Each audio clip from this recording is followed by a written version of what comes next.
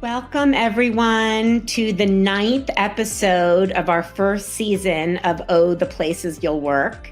And we have a really exciting guest today. We're going to be talking with Camille Washington.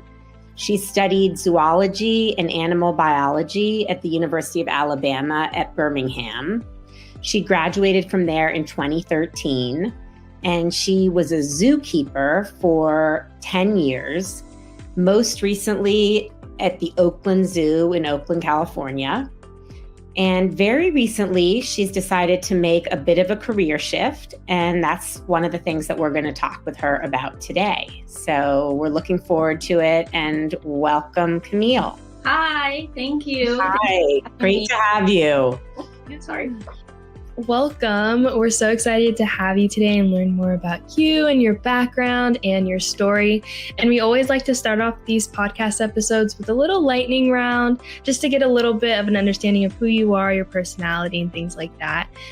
So I'm going to ask you a few questions about yourself, and feel free to answer how you'd like. What are you surprisingly good at? Surprisingly good at. I would say my power tool usage. I think that surprises most people, that I am the handyman in my own home. Awesome. That's needed. Yeah, for sure. What are you surprisingly bad at? This seems counterintuitive, seeing as I just said that I was good with power tools, but hand-eye coordination. If you toss me anything, it'll be falling, just so you know. What is an insecurity of yours? I think an insecurity of mine is just in general that I'm never doing enough. You know, I feel like there's a lot of pressure to always be achieving or doing something, and rest is very important in achieving, as it turns out. Yeah. Kind of tuning into this podcast episode, especially, what is your favorite animal? A black and white colobus monkey. Oh. They are like a small to medium-sized primate, endemic to Ethiopia, kind of Eastern Africa. They're great. I could go on about them all day. That's interesting. What is something that is on your bucket list that you hope to tick off on your list? Visiting every continent. I don't know if I'll ever make it to Antarctica, because I think you need special permits for that. But fun fact, if you're wondering, if you're looking into it. What is a bad habit of yours? My habit is starting 8 projects and then getting about halfway through and then kind of starting another project, you know? Mm-hmm. And lastly, if you could have any job on earth that you could select from, what would it be? You know, I would be David Attenborough. I don't know if you know who David Attenborough is, but he's basically just the voice of every nature documentary, and we share the same birthday. So, interesting. Yeah, I would do what he does and just talk about animals over very aesthetically and high resolution film. He has a cool voice. Yeah, he does.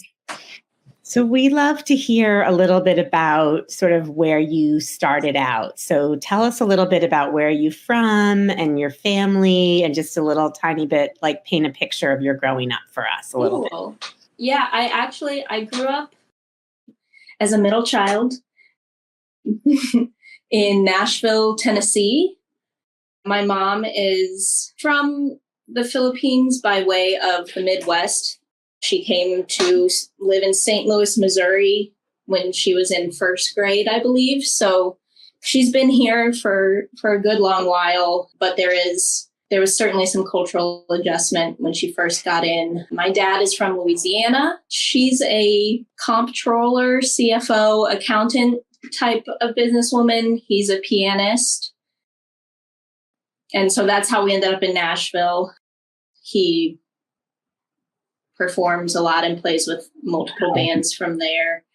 And so I grew up pretty standard childhood, middle child, constantly trying to get attention. I played soccer, I danced, I did anything that would, get me outside, out of the house, or busy and active. And then when I went to college, I went to the University of Alabama at Birmingham, as you mentioned, and I ended up going there mostly because it was the only Division I soccer team that was willing to take me, or that was recruiting me. And that was something I valued in high school, which it was a great experience. And it's a great school, so I really lucked out. But, prioritizing soccer, I kind of quickly learned that, I'm not going to be on the national team anytime soon, so I didn't really have a plan. Not that I think that that's a bad thing. I think it was good for me to dip my toe into different, 101 courses. So way back then, if I would have known you when you were like 10 years old, would you have already been an animal lover? Would there be some kind of indication of where you were headed, or where did this begin for you? I certainly was always an animal lover. I don't think I knew that there was a way you could love animals professionally. We had a childhood pet and he would go to the vet, but that was never something I really identified with. I did a lot of rescuing animals. What does a 10-year-old know about baby birds?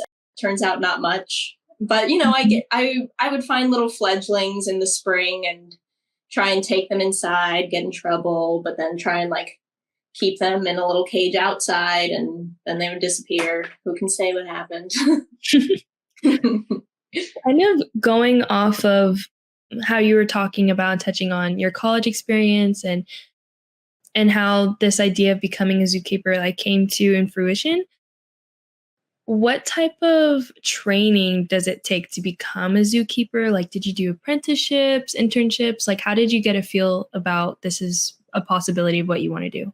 Yeah, so the way I even discovered that this was an option at all was in college. I got really into the animal biology side of things and was, talking to my professors and really kind of building relationships with them. And I first started doing husbandry for a research program.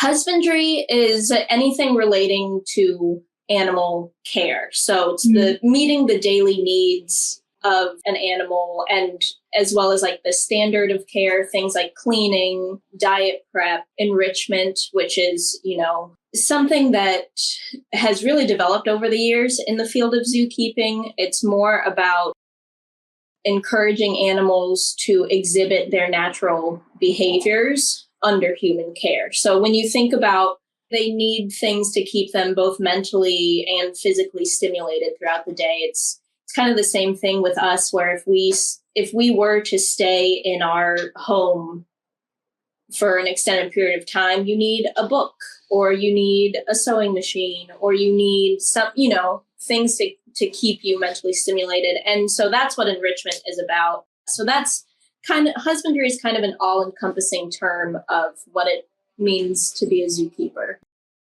Going off of that, after you had that training in husbandry and idea of it, what did your day-to-day life look like at the Oakland Zoo, as a zookeeper?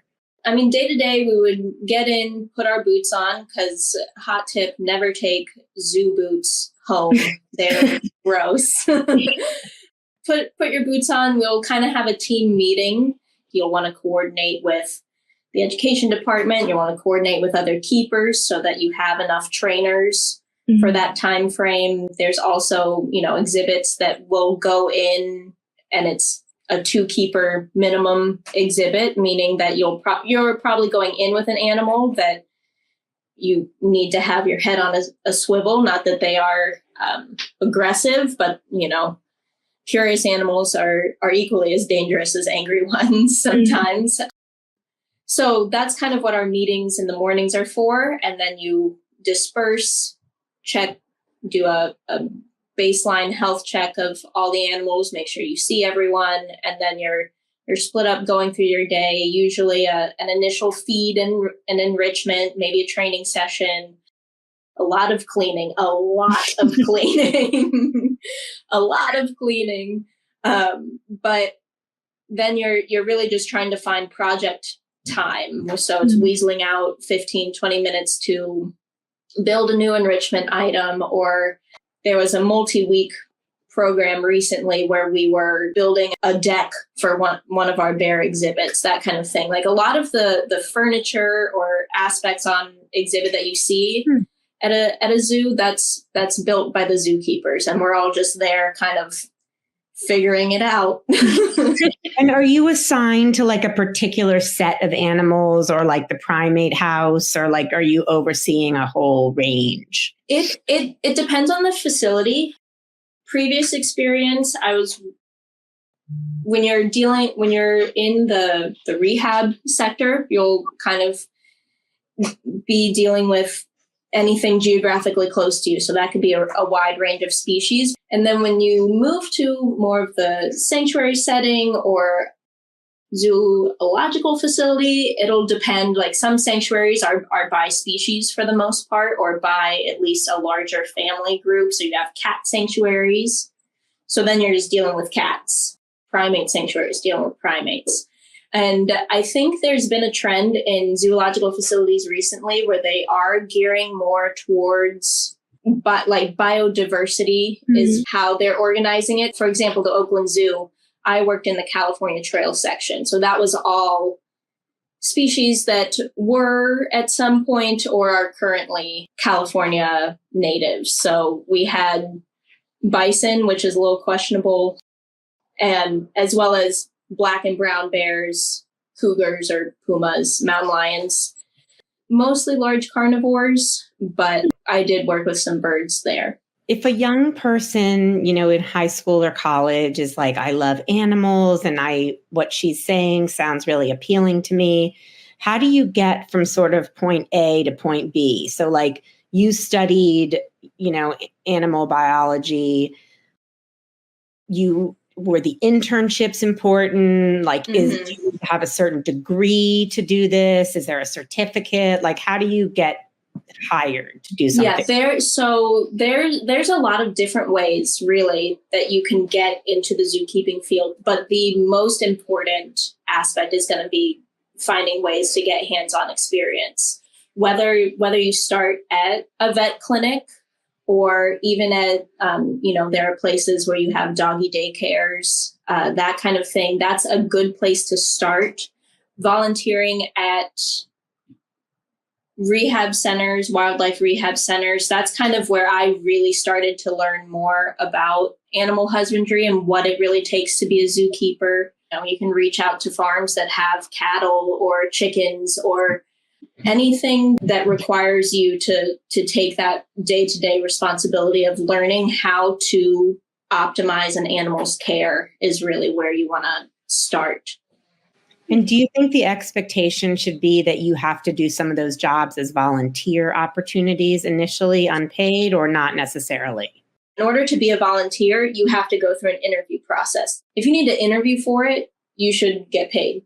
I did 2 unpaid internships, and then the next 2 internships I did they came with housing and a stipend. The field ends up relying heavily on your passion, especially in that first bit, to really even get your foot in the door. Mm-hmm. There comes negatives and positives with every job position and in the growth of finding what you want to do. What parts did you really, really love, and what were some downsides that you found over time that you wish you could change? Yeah, I mean, I would say training animals was my favorite. That's really a time where you're relying heavily on building a relationship with an animal and learning how to communicate and reading what they're communicating to you, which I think is really interesting. So that was probably my favorite aspect of being a zookeeper. The hardest part, especially when you first start out again, and your options are a little limited, you kind of have to just volunteer and get your foot in the door however you can.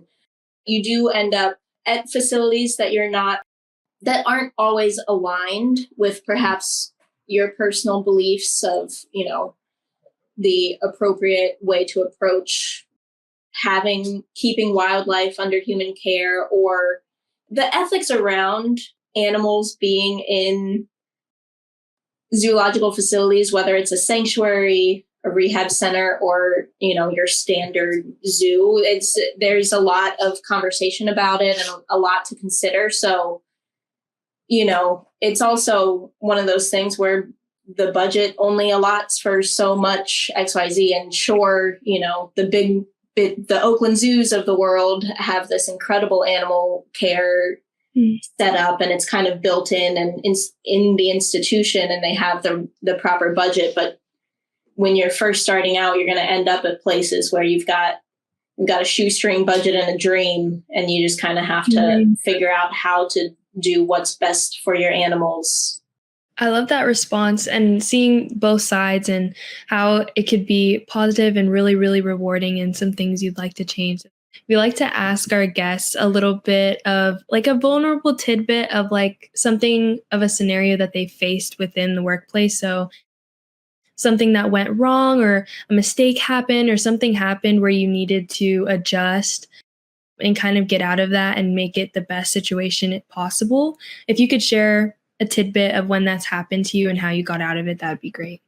Yeah, I think a really great example of where I needed to be flexible is definitely with training. Every behavior that I have ever trained, I start with creating a step-by-step plan of how I'm going to train this animal to do something. And it can be something as little as touching a target or presenting their hand, to things as complex as blood draws. And I once trained a monkey to take an injection so that we could anesthetize him. And that it's a really important behavior to train, because it's obviously a lot less stressful for an animal to choose to participate in their own healthcare versus being forced into it, right?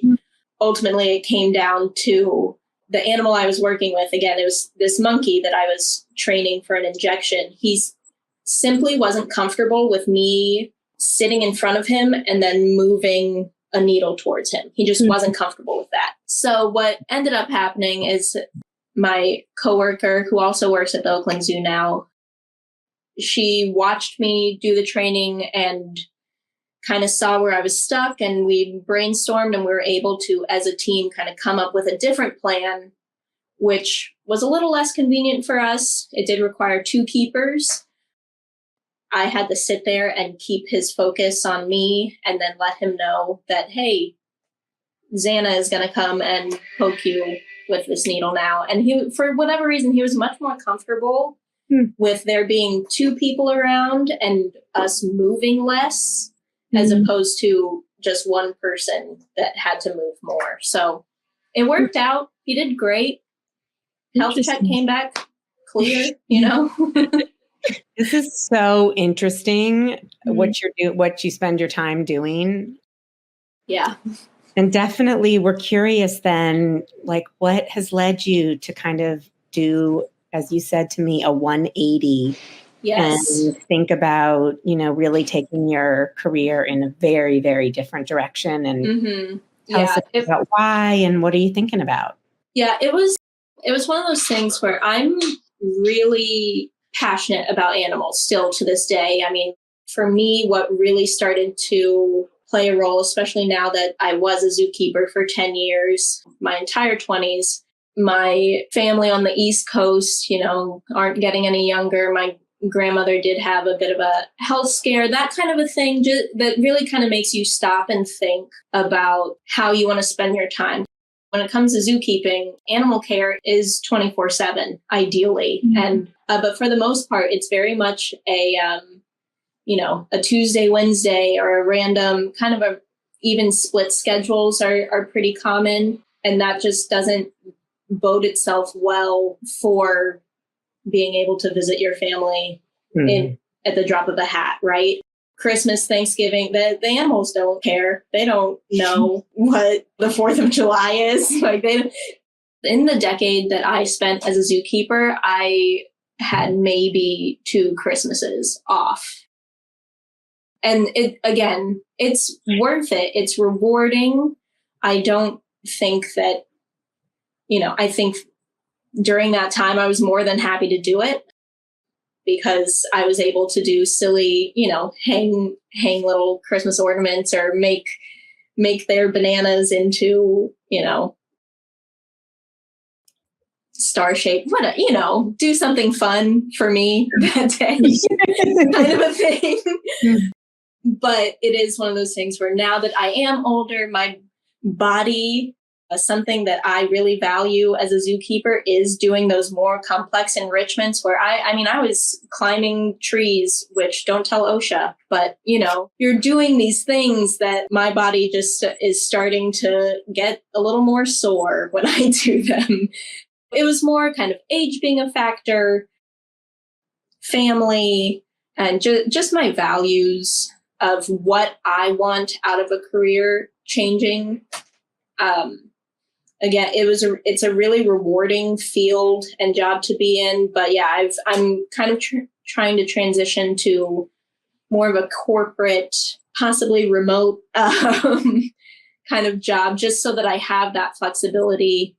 We're potentially looking at moving back east. It's a lot of big decisions that it's a lot harder to just get up and move back east when I can exclusively apply for zookeeping jobs. If you could write the script and, 10 years from now, what would your job look like? What would you hope to be doing? Ooh, I have been looking into like content creation or digital marketing just because I do like the creative aspect.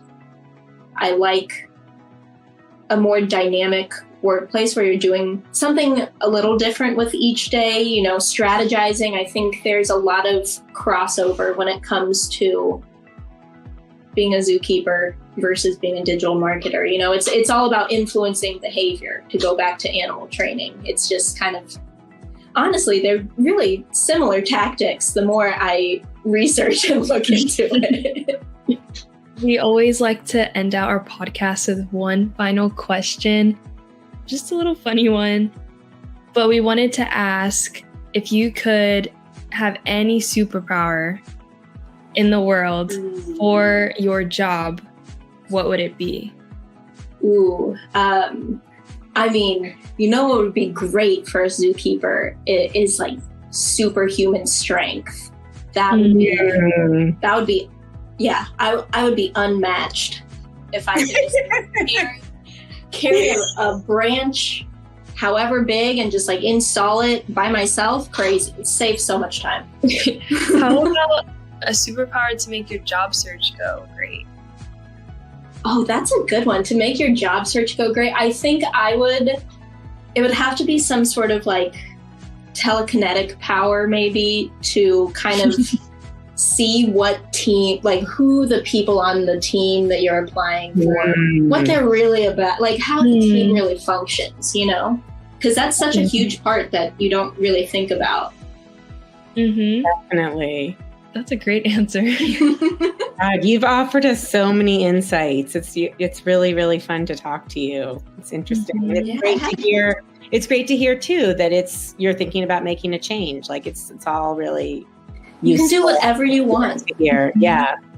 Thank you so much for joining us today. Yeah, we love having you. This was really awesome. fun.